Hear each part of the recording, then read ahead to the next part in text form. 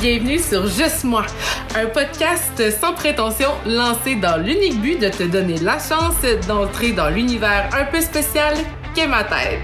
Mon nom est Lisa Bérubé et je suis l'animatrice colorée et un vrai féministe du podcast Juste moi, qui a à cœur le rayonnement des femmes dans toutes les sphères de notre vie. Designer graphique avec 14 ans d'expérience et présidente de la Chambre de commerce et d'industrie de la Matanie, je rencontre régulièrement des entrepreneurs qui m'inspirent par leur passion et leur créativité. En bref, c'est juste moi qui te confie mes pensées, mes interrogations, mes passions et mes opinions. Hypersensible à assumer, j'espère te faire vibrer d'émotions à chaque épisode. Oseras-tu partager la tienne avec moi?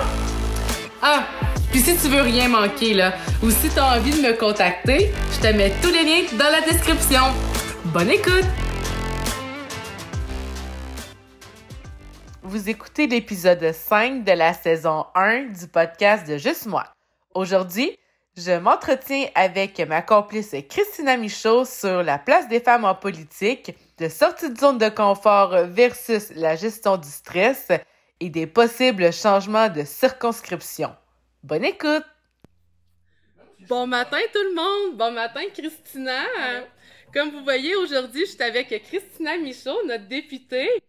Donc, j'avais tellement de choses à lui parler, puis là, on avait l'occasion ce matin de se rencontrer parce que là, on vient juste de terminer le déjeuner-conférence avec la Chambre de commerce. Tu avais vraiment plusieurs sujets à nous apporter aujourd'hui. Mais avant de commencer, parce que là, tu sais, je veux parler du découpage électoral, je pense que c'est vraiment un sujet important qu'on parle, mais avant ça, je veux avoir ton avis, Christina. C'est quoi, comment tu trouves ça, toi, être une femme en politique en 2023? C'est une grosse question, là. Oui, je commence intense. C'est quand même une bonne question. Pardonnez-moi, la voix me manque dès le départ. C'est une bonne question.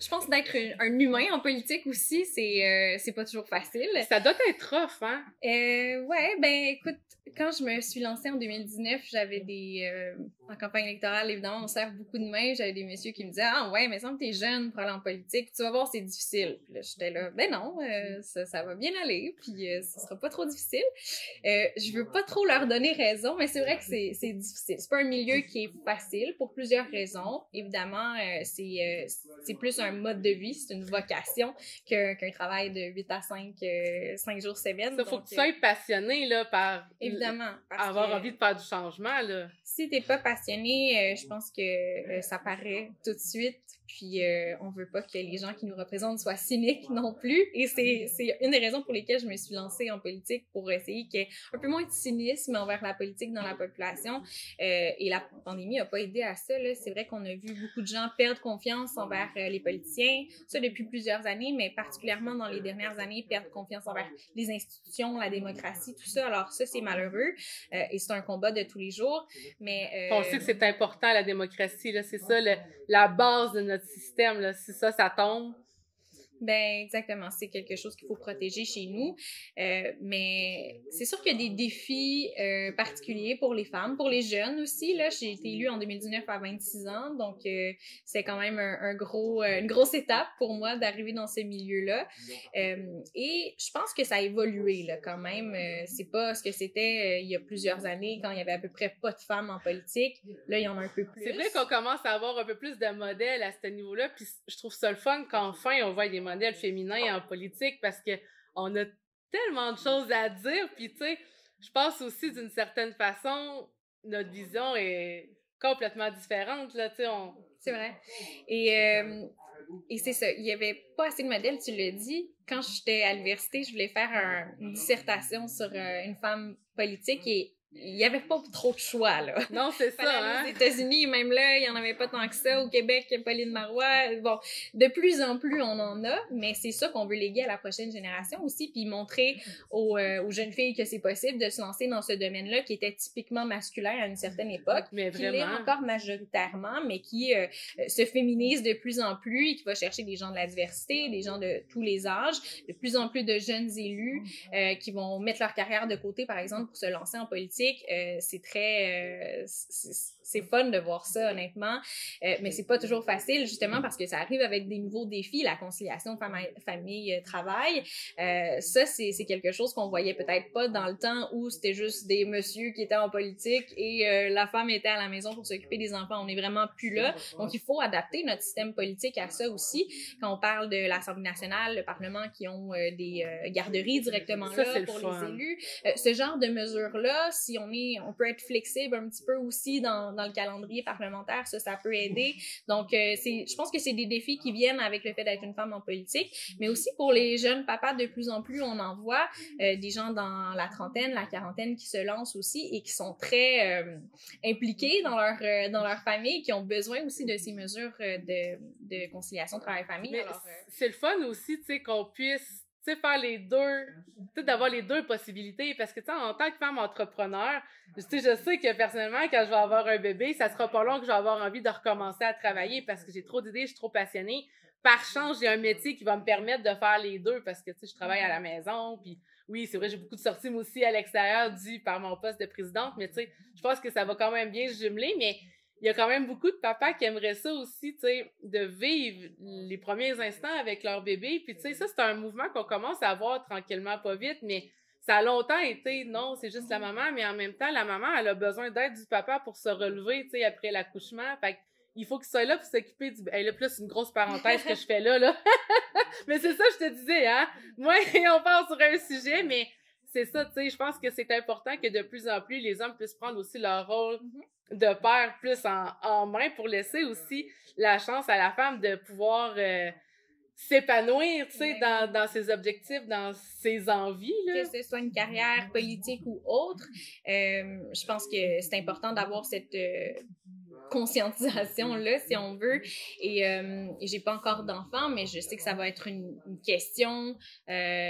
Comment est-ce qu'on fait pour être au maximum dans les deux domaines? Parce que être maman, c'est un travail aussi. Être députée, c'est un très grand travail aussi. Un très grand travail. Puis je le vois autour de moi, les femmes qui veulent être à 100% à la maison, veulent être à 100% au travail. Comment on fait pour jumeler les deux, puis pas se sentir mal d'être à un endroit, puis pas à l'autre. Ça, c'est un grand défi aussi, mais au-delà de la conciliation travail-famille, je pense que des femmes en politique, il y a personne qui va nous donner une place, il faut la prendre aussi, dû par le fait que c'est un milieu... majoritairement masculin. Quand je suis arrivée au comité de la sécurité publique, par exemple, là, c'était des hommes qui étaient là depuis longtemps, qui ont tous été policiers ou militaires, qui savent de quoi ils parlent, qui savent comment ça marche. Et moi, j'arrive là, je sais pas trop les procédures, c'est des sujets nouveaux pour moi, donc j'ai eu la chance d'avoir et ça, c'est beau, on voit moins ça, l'entraide parlementaire, mais j'ai un député conservateur qui est venu m'appuyer, qui me dit « Fais ça comme ça, tu vas voir, ça va bien aller, telle affaire. » Alors, ça m'a aidé, mais c'est pas tout le monde qui est comme ça, puis quand c'est à ton tour de parler, il faut que tu le prennes parce que sinon ça passe. Ouais, parce que tu sais, c'est quand même assez féroce aussi comme compétition, là, tu sais, t'as pas le choix de, comme tu l'as dit, de prendre ta place, tu sais. Ouais. Puis ça, je trouve ça super intéressant comme point de vue parce que, tu sais, moi-même, en tant que femme, j'ai pas tout le temps pris ma place, tu sais. Parce que, en fait, moi, je dis tout le temps à la rigolade que j'ai tout le temps été derrière des grandes personnes rayonnantes, là, tu sais, qui prenaient de la place. Puis là, pour une fois, je décide justement de mettre de l'avant puis d'aller chercher la parole que j'ai le droit d'exprimer tout simplement, mais c'est un gros travail à faire sur soi. Est-ce que tu as eu de la misère à réussir à prendre ce standing-là? Parce que, tu l'as dit, il y avait des gars militaires, policiers, etc. Je veux dire, ils sont quand même imposants, là, ils doivent dégager une certaine prestance. Ça peut être intimidant, c'est sûr, les gens avec qui on travaille là-bas, mais juste de se lancer, c'est une grande étape quand même, et ça paraît peut-être pas parce que je parle au Parlement devant des centaines de personnes et tout ça, mais je suis une personne qui est assez gênée dans la vie. Les exposés orales au cégep, à l'université, c'était pas mon fort, puis du jour au lendemain, je me suis lancée, puis je prenais la parole devant des gens, donc il y a vraiment un switch qui s'est fait à un moment donné. J'ai pas eu le choix d'avoir cette personnalité-là, mais ça reste que même si on est vrai, puis c'est nous qui sommes là en tant que députés devant les gens, ça reste que c'est ma personnalité politique quand je suis à la maison, quand je suis avec ma famille. J'ai le même tempérament, je veux dire, c'est pendant un souper, si je prends pas la parole, souvent, c'est bien normal, là. Je laisse les autres parler, puis c'est pas ma pas personnalité tant que ça, mon style. Mais quand je suis dans mon travail de tous les jours, évidemment que je prends la parole, c'est essentiellement ça qu'on fait. Ben oui, t'as pas le choix. Mais ça, c'est intéressant parce qu'il y a des petites parties de moi que je garde pour le personnel, mettons. Puis, justement, à ce niveau-là, est-ce que t'as eu à changer ta personnalité ou, tu sais, ta personne, justement, quand t'as commencé à rentrer en politique? Parce que, veux pas, il y a des choses que t'as le droit de dire, des choses que t'as pas tellement le droit de dire, mais des fois, c'est ton opinion, t'as envie de le défendre, mais... Tu sais, il y a des sujets qui sont plus touchés, tu sais, comment... Ouais, c'est une bonne question. Pas nécessairement eu à changer. Puis je me suis arrangée pour aller en politique avec un parti qui me ressemble. Donc, c'est bien rare que j'ai le goût de dire quelque chose que je peux pas dire. Je pense pas que ce soit arrivé encore. Puis je pense que c'est une belle façon de faire de la politique. Peut-être faire de la politique autrement aussi, de dire les choses telles qu'elles sont. Puis à date, je me suis pas fait taper sur les doigts par mon parti pour faire ça. Puis je pense que c'est apprécié des gens aussi de voir l'honnêteté. On a souvent vu le fameux préjugé que les politiciens, c'est des menteurs et tout ça. Mais quand on est transparent avec les gens, qu'on est honnête autant avec soi-même qu'avec les autres, ben je pense que c'est apprécié. Ça se ressent aussi, tu sais, quand t'es transparent, quand t'es honnête, t'as pas de masque, tu sais, t'es ton naturel, tu cherches pas tes mots non plus parce que tu dis ce que tu penses, fait que y a pas de double jeu ou de rôle, là, c'est juste toi, puis je pense que ça, c'est quelque chose que les gens apprécient encore plus en 2023, tu sais, parce qu'avec le web, les réseaux sociaux, c'est tellement très distant comme communication que quand on a la possibilité de voir des gens qui sont authentiques, qui sont vrais, ben, on est tout de suite interpellé par ces personnes-là parce qu'on veut avoir la vraie réalité, tu sais. Parce que ce qu'on vit à l'autre bord de l'écran de notre cellulaire, souvent, tu sais, c'est la vraie vie. Fait que, tu sais, c'est ce qu'on veut voir aussi dans notre cellulaire, la vraie vie, d'une certaine façon, tu sais. Exactement. Je pense que l'authenticité est très, très appréciée. Donc, j'ai pas eu nécessairement à changer, plus à combattre ma petite gêne habituelle, puis à prendre la parole en public, puis à combattre le stress aussi. Ça, c'est une grande partie de notre travail qui peut être très stressante. Prendre la parole en public, faire des entrevues à la télé, en direct, à la radio, c'est toutes des choses qui peuvent être assez stressantes. Les dossiers qu'on travaille. Donc, bien gérer son temps, bien gérer son stress, c'est toutes des choses qu'on doit apprendre. Mais je pense que la personne que vous voyez, c'est moi, mais c'est moi qui sors de ma zone de confort constamment. Puis c'est ça, je pense, qui définit le mieux le travail que je fais, c'est d'être toujours en dehors de ma zone de confort. Donc, le sentiment ou la capacité d'adaptation doit être très, très fort. Et j'ai cette capacité-là, je pense. Donc, ça me sert dans la vie de tous les jours, c'est certain. Mais la personne que vous voyez, c'est moi. Ah, mais assurément. Puis, tu sais, j'aime ça que tu parles de sortie de zone de confort parce que, tu sais, quand t'es entrepreneur, là, c'est exactement la même chose, là. Tu sais, on est habitué, on est dans un modèle de société où qu'on prône beaucoup de travailler pour quelqu'un. Tu sais, pas nécessairement être entrepreneur, mais quand tu prends la décision de devenir entrepreneur, c'est toute une sortie de zone, là, parce que, tu sais, tu sors du système qu'on voit, tu sais, couramment, puis je pense que ce système-là, il est en train de changer. C'est pour ça qu'on a de plus en plus de difficultés à aller chercher de la main-d'œuvre. C'est peut-être un des nombreux facteurs, mais le monde se rend compte maintenant qu'on peut créer peut-être nous-mêmes notre mode de vie, nous-mêmes notre style. On le voit beaucoup avec les influenceurs, tu sais, qu'ils donnent envie de vivre un mode de vie qui est un peu plus relax, tu sais. Je pense qu'en effet que c'est très populaire chez la jeune génération de travailler pour soi. Puis il y a toute une nouvelle génération d'entrepreneurs qui se crée justement, qui voit le jour, puis c'est très bien. Il y a cette volonté-là justement de faire son propre succès, si on veut. Et c'est bien. Je pense que je peux faire une comparaison quand même avec mon travail parce que oui, j'ai un patron dans le sens, les gens qui m'ont élu, ce sont mes patrons, c'est à eux que je suis redevable. Évidemment, j'ai un chef de parti, bon, tout ça.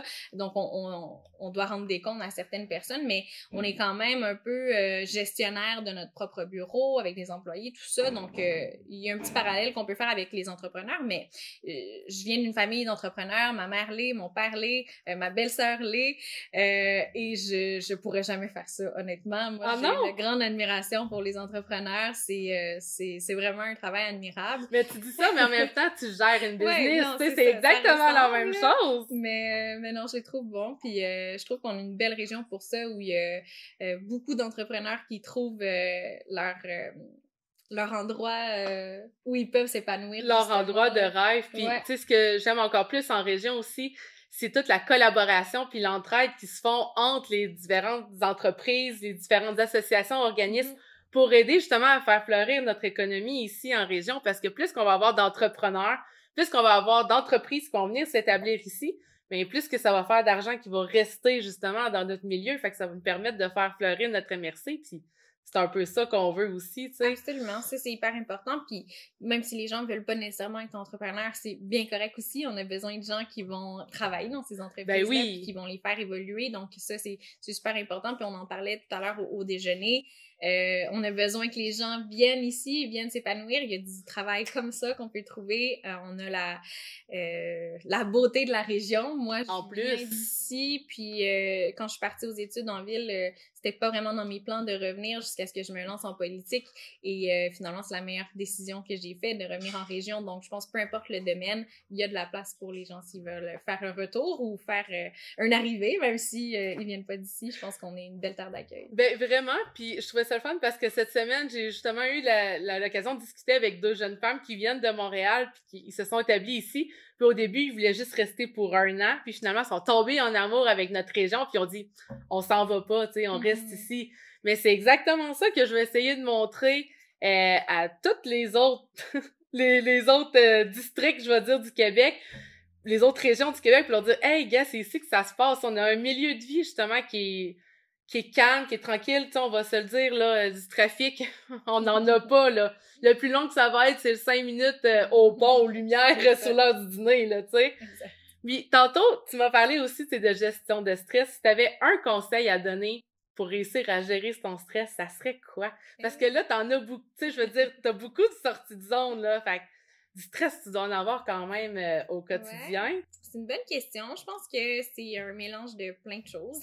Se faire confiance. Des fois, on est stressé de mal performer ou de pas en faire assez. Je pense que de se faire confiance, prendre une bonne respiration, ça aide toujours des trucs assez Je suis vraiment d'accord avec toi. Mais aussi, prendre un pas de recul, puis de regarder la vue d'ensemble. Des fois, on a l'impression qu'une situation, bon, si ça arrive pas comme on veut, c'est la fin du monde, puis là, il y a énormément de stress qui se crée autour de ça. Quand on prend un petit pas en arrière, qu'on regarde ce qui se fait, qu'est-ce qu'on a fait jusqu'à maintenant, tout ça, bon, OK, c'est pas la fin du monde, finalement. C'est pas si pire que ça, tu sais. Puis on va trouver des solutions. En parler aux autres, des fois, on garde beaucoup trop de choses pour nous. T'as raison. J'ai la chance d'être bien entourée, j'ai une belle équipe, il y a des idées qui sortent de juste en parler. Donc, des fois, on en garde trop aussi, on en prend trop sur soi. Donc, ça, c'est une bonne façon de gérer le stress, je pense, de déléguer aussi. Ah ouais, puis ça, c'est quelque chose qui est dur à faire, hein? Absolument. C'est une tâche, c'est pas une tâche, mais vraiment une qualité à développer, parce que de réussir à déléguer puis de faire confiance que l'autre personne va faire la job, même si c'est pas de la même façon que toi, mais au moins ça va être fait. Puis tu sais, je pense qu'aussi, dans tout ça, faut pas oublier c'est pourquoi qu'on le fait. Tu sais, la petite lumière, là, qui est la petite flamme qui nous allume, parce que quand ça va pas bien, ben, si notre pourquoi est fort, après ça, tu sais, on sait où est-ce qu'on s'en va, puis souvent les obstacles sont un peu plus faciles à traverser dans ce temps-là, tu sais. Vraiment, choisir pourquoi on le fait, ça c'est la première étape, mais après ça, se rappeler à chaque fois pourquoi on le fait, puis évidemment, notre rôle est différent, mais on fait un peu la même chose, on le fait pour les gens d'ici, pour développer notre région, pour son bien-être, tout ça, économique, nommez-les. Donc, de se rappeler de ça, des fois, ça enlève plein de variantes là, qui venaient ajouter au stress, alors non, c'est une très bonne façon de faire. Puis, un autre point que je voulais aborder avec toi, parce qu'on en a parlé au déjeuner tout à l'heure, le changement justement au niveau de la circonscription, parce que là, ça a des gros impacts là, pour notre région. Fait que je pense que c'est important qu'on en prenne un moment pour au moins en discuter ce matin. Peux-tu faire un résumé pour les gens qui vont nous écouter au podcast? C'est quoi les enjeux en ce moment avec ce changement-là? Ouais, je vais essayer de pas trop m'étendre parce que c'est pas long, je peux en parler pendant 20 minutes. Ah, mais là, ça, c'est toi, hein, parce que je sais que t'as des rendez-vous après, mais moi, je suis pas limitée dans mon temps. Je vais essayer de faire ça vite quand même. Écoutez, à chaque 10 ans, il y a des recensements qui se font et il y a un redécoupage qui se fait électoral pour s'assurer que chaque circonscription au Canada soit à peu près égale en termes de population. Donc, ça, c'est la prémisse. Il y a des commissions pour chaque province. Donc, une commission pour le Québec. Ça c'est nommé par Élections Canada. C'est des commissions qui sont indépendantes.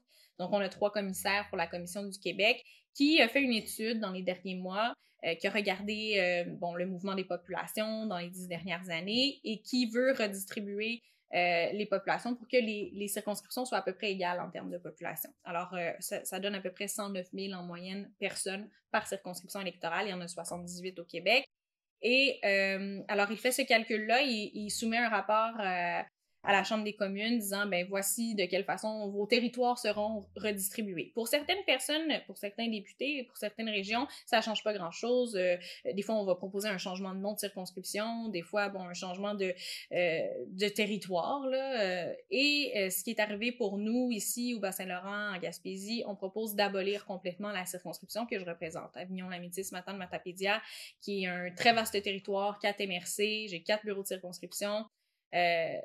Donc évidemment, c'est un enjeu pour nous parce que on enlève le poids politique de la région, on le diminue. Et ça arrive à chaque 10 ans, on veut, en tout cas, c'est ce qui s'est passé il y a 10 ans, on voulait abolir la circonscription. Finalement, ça a pas fonctionné, la circonscription est restée. Mais ça montre que en région, il faut toujours se battre pour qu'est-ce qu'on a, pour la représentativité, pour les services qu'on a, que ce soit les services fédéraux ou peu importe, là. Donc, évidemment, c'est un impact assez important pour nous, puis c'est pour ça qu'on se bat pour garder la circonscription, ce qui n'est pas très facile, même si on a bel appui de la communauté, les maires, préfets, élus de tout le monde te suivre, là. Exactement, tout le monde est d'accord que ça n'a pas de bon sens. La Chambre de commerce aussi, d'ailleurs, hein, la Chambre de commerce et d'industrie de la Matanie, on vous appuie là-dedans aussi, parce que, tu sais, Seigneur, il y en aurait beaucoup à dire sur le sujet, parce que... C'est ça, on peut énumérer les raisons là, pour lesquelles c'est important de garder une circonscription fédérale, puis quand on lit le rapport, là, ça s'invente pas, le sous-titre, c'est vraiment « De Montmagny aux îles de la Madeleine ». On passe de 4 à 3 représentants fédéraux. Alors, c'est de Montmagny aux îles de la Madeleine, c'est un immense territoire. C'est gros, là. D'avoir seulement 3 représentants pour amener tous les intérêts de cette région-là à Ottawa, c'est... Mais tu sais, c'est parce que moi, ce qui me choque, c'est déjà qu'on est sous-représenté. Tu sais, on a un territoire qui est immense, avec des caractéristiques qui sont uniques à notre territoire, tu sais. Puis, on peut pas le traiter de la même façon qu'on traite les grandes villes, tu sais. Puis comme tu l'as dit dans la conférence de tout à l'heure, le Bas-Saint-Laurent, la Gaspésie, on apporte énormément au restant du Québec. Ils le savent pas, ils s'en rendent pas tout le temps compte. Mais on a des développements des entreprises ici qui les aident au quotidien, tu sais. Ouais. Puis ça n'a pas de bon sens de passer de 3 représentants à 4 représentants pour un territoire qui est aussi vaste. Je me surpose. Je me suis trompée dans mes chiffres en le disant, mais c'est vraiment important que j'apporte la correction. Donc, on passerait de 4 représentants à 3 représentants, donc pas l'inverse. On aurait un représentant de moins pour couvrir toute la région de Montmagny jusqu'aux îles de la Madeleine. Tu l'as dit tout à l'heure, pour te rendre d'une circonscription à l'autre, en plus avec tes déplacements avec Ottawa, tu sais, ça te fait des 9 heures, 2 heures de route tout le temps accumulée. Si t'enlèves cette circonscription-là, tu sais, la personne qui va avoir à aller de Gaspé jusqu'à Matane, jusqu'à... Ça n'a pas de bon sens. Ça n'a vraiment pas de bon sens pour les gens de la circonscription est-ce que dans la nouvelle circonscription, par exemple, qui est proposée de Gaspésie, les îles de la Madeleine, dans laquelle la Matanie serait inclus, est-ce que la personne qui va être élue là va décider de mettre 1, 2, 3, 4, 5 bureaux? Je sais pas, mais son budget va être le même que la plupart des autres circonscriptions au Québec, pourra pas se permettre d'engager plus de ressources, et là, clairement, ça impacte l'accès au service du député à la population. Donc, et le contraire est aussi vrai, comme tu disais. Pour nous, c'est des heures et des heures de route. Et évidemment, ça fait beaucoup partie de notre travail de faire des représentations, d'aller quand on nous invite à un déjeuner-conférence, à un 5 à 7, à un déjeuner, tout ça. Un spectacle, nommez-les. Il y a tellement d'activités dans notre région, mais si on en a une à Percé puis à Matane en même temps, ça se peut bien qu'on soit pas capable de faire les deux. Donc, il y a ça aussi qu'il faut prendre en considération. Il fait qu'on est la moitié de l'année à Ottawa. Donc c'est tout ça. Puis on pourrait parler des raisons pour lesquelles il faut garder cette circonscription-là. Il y en a énormément. Là, l'étape où on est rendu dans le processus, c'est de parler devant un comité de députés, dire encore une fois pourquoi on est en désaccord. Et ce qu'on va dire va être ramené à la commission qui prend une décision finale. Et la décision sera rendue en septembre 2023. Donc, il y a encore un petit espoir que ça change. Puis tu sais, admettons là que la population voudrait dire son avis? Y a-t-il un moyen qu'on rentre dans la balance? On a déjà passé ce processus-là. Okay. Le premier rapport a été déposé en août et il y avait quelques semaines d'audience publique avant que la commission dépose son second rapport. Bon, il devait prendre en compte ce que les gens venaient lui dire. Ça n'a pas été le cas chez nous, malheureusement, tant que ça. J'ai l'impression, vous l'avez entendu, là, les gens d'ici sont fermement contre et sont déçus de pas avoir été... ils ont été écoutés par la commission, mais peut-être pas entendus. Ouais, c'est ça, il y a une bonne différence entre les deux, puis c'est ce que j'ai senti moi aussi tout à l'heure. Je pense que la communauté est un peu frustrée de pas s'être fait entendre. C'est nous qui vivons ici, tu sais, c'est nous qui avons à vivre avec les réalités de notre région. Fait que tu sais, quand t'es à Ottawa puis tu fais juste changer une ligne, pour toi, ça n'a pas d'impact. Tu sais, t'es à 9 heures de route d'ici. Mais nous, ça fait un gros impact ici en région, tu sais. Une différence. Puis, évidemment, pendant qu'on écorche les régions comme ça, ben les grands centres, eux, continuent à avoir de plus en plus de députés parce qu'il y a de plus en plus de monde. Est-ce qu'on a vraiment besoin, sur l'île de Montréal, de 30, 40 députés? Ben, je pense pas. Mais pendant que dans l'Est du Québec, on va s'en aller vers 3, 2 députés. Donc, c'est ça la question aussi. Est-ce qu'on veut sauver la région pour le futur aussi en termes de représentation? Politique. Mais c'est important. Donc c'est ça, c'est le combat qu'on mène en ce moment. C'est pas toujours facile. C'est le fun ici quand on voit que la communauté est avec nous. Quand on est à la Chambre des communes, on se sent un petit peu plus seul dans ce combat-là. Il y a plusieurs députés qui sont affectés dans leur propre circonscription, évidemment, mais ce que la commission propose de supprimer la circonscription au Québec, c'est la seule qu'ils supprimeraient au Québec, là. Donc c'est en plus. l'impression qu'ils sont en croisade contre notre région, là. Mais c'est parce et là, ça aussi, je pourrais en dire beaucoup, parce que, tu sais, on a vu des commentaires dans les dernières années qui disaient qu'on devrait fermer notre région. Ça m'a resté en travers de la gorge. Je nommerai personne, mais on sait tous de qui je parle, là, je veux dire. Mais c'est ce genre de commentaires-là qui ont juste pas de bon sens. Parce que, tu sais, on a un territoire vaste, au lieu de... Et puis là, je m'embarque sur un autre sujet, là, l'immigration, là. Mais tu sais, il faut favoriser l'immigration dans les régions. Ils en ont pas besoin à Montréal, là. Ils sont surchargés, ils ont plus de place, tu sais, ils en ont pas besoin. Ouais. C'est ici qu'on en a besoin. Nos entreprises, ils crient à l'aide, là. Ouais. Ils ont besoin d'aide de gens de l'extérieur pour les aider à faire vivre nos entreprises. Hey, les entreprises, ils ferment, là, régulièrement. Mais si on veut réussir à inverser la tendance, puis à avoir une région, justement, économique qui est florissante, ben il faut qu'on réussisse à ramener du monde pour travailler dans nos entreprises pour éviter qu'ils ferment, tu sais. Exactement. C'était un grand point de ma conférence de ce matin, de faciliter ce processus d'immigration-là parce qu'il est pas simple, mais pas du tout en ce moment. C'est extrêmement complexe de faire venir des gens ici, même s'ils le veulent, là. Et d'abord, on parle d'humains, là. Faut quand même écouter ces gens-là, où est-ce qu'ils veulent aller quand ils s'installent au Canada. Mais il faut être attractif, puis il faut bien les recevoir, ces gens-là. Puis je pense que ça, on est prêt, puis on voit comment notre communauté est dynamique et prêt à recevoir de nouvelles personnes. Mais après ça, si on met constamment des bâtons dans les roues dans leur processus d'intégration, ben ça, c'est un problème. Donc, je pense que de faciliter tout ce processus-là, ça pourrait être très, très, très... Non, mais assurément. Puis tu sais, il y a aussi le fait de leur faire comprendre qu'on a un milieu de vie qui est beaucoup plus sain. En tout cas, je vante ma région, hein, mais qui est beaucoup plus sain que dans les grandes villes. Tu sais, le rythme est moins vite. Tu sais, on a moins de pollution aussi. Tu sais, ça rentre dans le bien-être au régulier. Puis tu sais, pour ceux qui disent qu'il n'y a pas d'activité à m'attendre, je suis désolée, mais c'est pas vrai parce que dès qu'on sort un peu de chez nous, il y a tellement de choses à faire tout le temps, tu sais, que ce soit en fin de semaine, la semaine, on a des belles entreprises qui ouvrent comme chez Elmo d'ailleurs. Je sais pas si tu as eu la chance d'y aller, mais on peut jouer des jeux de société, là. Ah, oui, j'ai entendu parler. Ouais, fait que j'ai même pas eu le temps, moi non plus, d'y aller encore, mais c'est tout des belles choses que il faut juste qu'on sorte de la maison au final, tu sais, pour en profiter. L'accès est là 24/7 là pour la nature qu'on n'a pas dans les grands centres aussi, fait que ça c'est intéressant, mais on a juste à parler aux gens de Sanam, des gens issus de l'immigration qui vous le diraient eux-mêmes à quel point eux ils sont contents d'avoir fait le choix de venir ici, puis à quel point on est bien chez nous. Donc ça c'est pas quelque chose qu'on peut retrouver partout. Non, puis je te dirais que c'est juste de les convaincre de venir ici le plus difficile parce qu'une fois que les gens sont sur place, ils tombent tous amoureux de notre région, de notre ville, de notre MRC. Fait que c'est juste de leur faire comprendre. Puis ça, c'est une discussion qu'on avait cette semaine parce que je fais aussi partie du comité Attractivité Matani. Puis c'est une discussion qu'on avait parce que il faut qu'on leur fasse comprendre avant qu'ils migrent au Québec que c'est ici qu'il faut qu'ils viennent. Il faut pas qu'ils atterrissent à Montréal avant parce qu'une fois qu'ils sont atterris là-bas, il est trop tard. ils ont plus envie de partir parce qu'il y a déjà une grosse communauté d'immigrants. Fait que, tu sais, c'est facile, l'intégration, on se le cachera pas.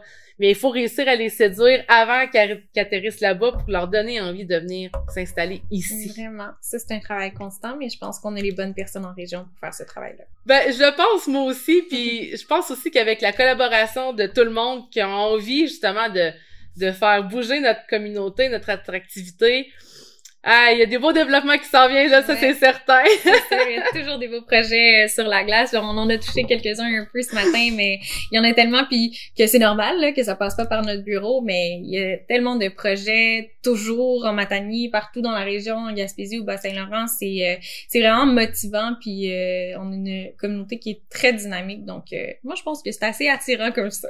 Ouais, c'est ça, mais faut juste leur faire, leur montrer, dans le fond, parce qu'effectivement, on est déjà très attirant. Il faut juste qu'ils viennent pour se laisser séduire. Exact.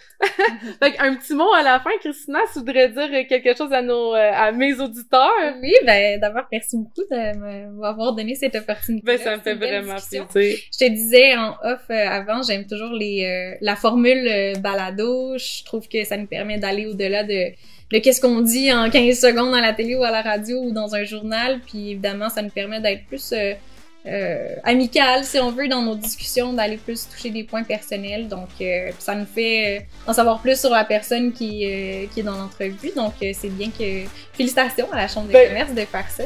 En fait, c'est même pas une initiative de la Chambre de commerce, c'est vraiment une initiative personnelle parce que j'ai une grande... Je pense que je te l'ai dit un peu tantôt en off aussi. J'ai un grand besoin de m'exprimer, j'ai un grand besoin de montrer aux gens toute la beauté qu'on a ici. Ça fait longtemps que j'ai envie de faire un changement, mais là, je me trouve comme au bon endroit, au bon moment pour faire une vraie différence, tu sais. Fait que c'est pour ça que j'ai eu envie de partir mon podcast. Je veux vraiment m'amuser, je veux vraiment parler avec des personnes qui font des vrais changements ici, puis donner justement une place, une visibilité web à notre MRC, parce que malheureusement, on n'est pas beaucoup sur le web encore. Fait que ça va être une première tentative pour live, puis on va peut-être apporter d'autres mondes à venir nous rejoindre juste avec cette façon-là. Ben, on l'espère, mais bravo, puis merci de faire ça. Ben, merci à toi, Christina, puis merci d'avoir accepté mon invitation.